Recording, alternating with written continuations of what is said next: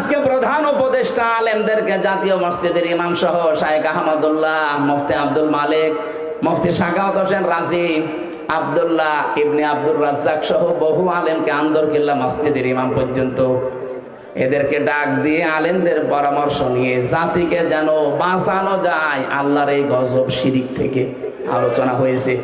আমরা চাচ্ছি আগামীতে যদি কোরআনে কারিম সংসদে চলে যায় এদেশে শিরিক থাকবে না ইনশাআল্লাহ।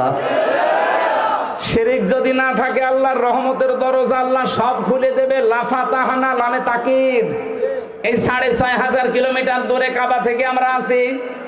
এই ৫৬,০০০ বর্গ মাইল যদি কাবার মতো নিরাপদ বানাতে চান, মাস্ট বি আমাদেরকে কাবার এরিয়ার মতো পরিবেশ তৈরি করা লাগবে।